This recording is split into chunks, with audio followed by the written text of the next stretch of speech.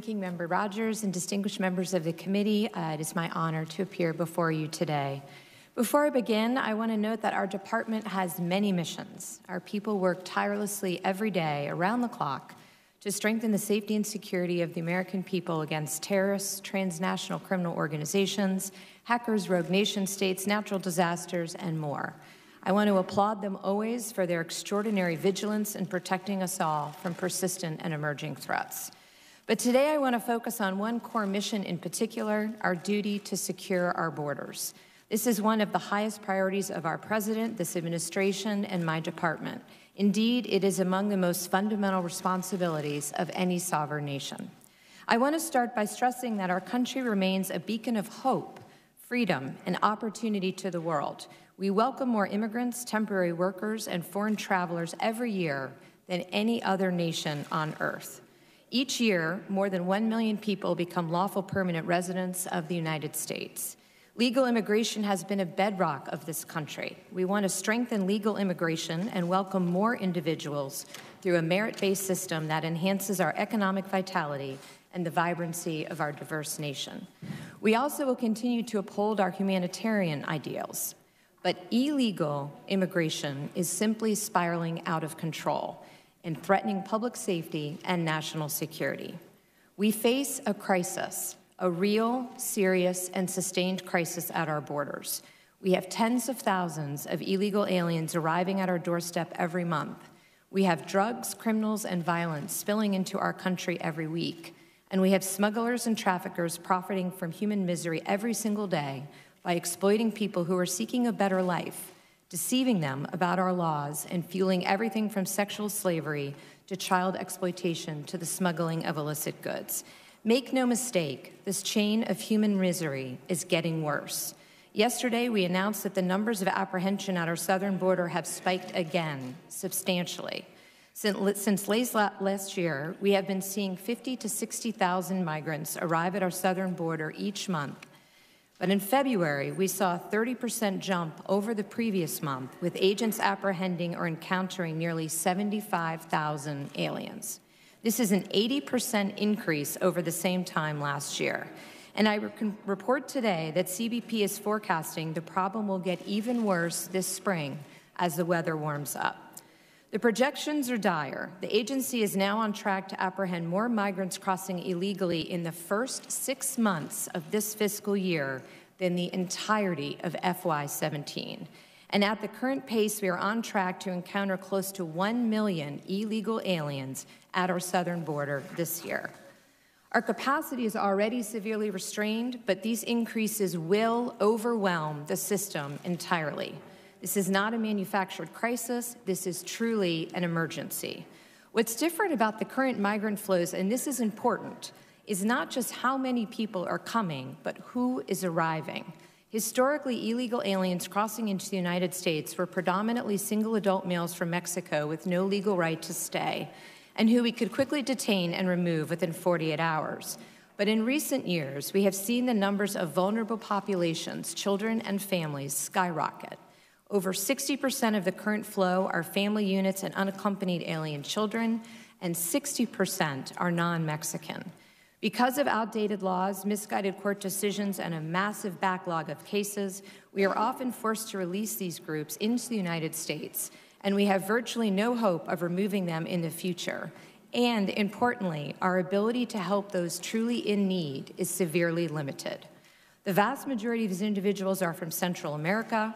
While many of them initially claim asylum and are led into the United States, only 1 in 10 are ultimately granted asylum by an immigration judge. Unfortunately, when it comes time to remove the other 90%, they have often disappeared into the interior of our country. Smugglers and traffickers have caught on, realizing that the outdated laws, lack of resources, and bad court decisions effectively give them a free ticket into America. Information about the weaknesses in our system have spread quickly in Central America. In fact, they are advertised. And our booming economy under President Trump has made the dangerous journey even more attractive to migrants. As a result, the flow of families and children has become a flood. In the past 5 years, we have seen a 620% increase in families, or those posing as families, apprehended at the border. This last fiscal year was the highest on record. And of great concern to me is that the children are being used as pawns to get into our country. We have encountered recycling rings where innocent young people are used multiple times to help aliens gain illegal entry. As a nation, we simply cannot stand for this. We must fix the system. Today's migrant flows have created a humanitarian catastrophe. In one study, more than 30% of women reported sexual assault along the way, and 70% of all migrants reported experiencing violence. Smugglers and traffickers are forcing migrants into inhumane conditions, demanding extraordinary sums of money and putting their lives in danger. And vulnerable populations, especially children, are coming into DHS sicker than ever before. This is also a public safety and national security crisis. TCOs are using the situation to line their pockets, fueling a rise in other illegal activity and the spread of violent crime into our country. Gang members are smuggling new recruits into the United States, with CBP recording a 50% spike over the last fiscal year of the number of gang members apprehended at the southern border alone. And DHS personnel are grappling daily with the movement of drugs, illicit goods, and unknown threat actors coming across the borders. So what are we doing about this? At the President's direction, we are confronting it head-on in many ways. Let me try to quickly summarize. We've championed a border wall system, which includes infrastructure, technology, and additional personnel. We've implemented virtually every measure within our authority to end catch and release, to keep aliens with no legal right to stay from being released into our country. We've worked with the Pentagon to deploy troops to the southern border, which has helped us achieve tens of thousands of apprehensions and turnbacks of illegal aliens. We've dramatically increased referrals for prosecutions of single adults illegally crossing the border from 12% at the start of the administration to nearly 50% today. We have worked tirelessly with the Northern Triangle countries. I myself can attest to the many trips that I've made and the conversations and negotiations I've had to deal with the root causes of migration and to address the challenges at the source. I talk to my counterparts in Central America almost weekly. I travel down there regularly, and this month I'm happy to report that we expect to sign a historic regional compact, the first ever, with those countries, to counter irregular migration, human smuggling, trafficking, and the formation of caravans. This is something I've been pursuing for years, and it will have a real effect on this crisis. We've stepped up efforts to protect women and children from being abused, kidnapped, sexually assaulted, and exploited upon the dangerous journey, and we're doing more to dismantle TCOs, including through concerted interagency action and deeper foreign partnerships. We've intensified operations to seize illicit drugs, especially opioids, as they are smuggled into the U.S., including through the deployment of new technology. We're putting in place important measures to reduce asylum fraud so we can better help those who are truly fleeing persecution. This includes having certain individuals wait in Mexico until their claims are processed and where they are afforded humanitarian protection to ensure that the flow is safe and orderly. But it's simply still not enough. We need Congress to act so that we can take operational control of the border, as Congress directed us in law to do, to protect vulnerable populations, to reduce the life-ending flow of drugs into America, and to confront the scourge of human trafficking. Without congressional action, America's borders will never be secure. Until we deal with the outdated laws that contribute to this problem, the situation will only get worse. Simply put, the laws are not keeping up with the migrant flows. The gaps in the system are obvious.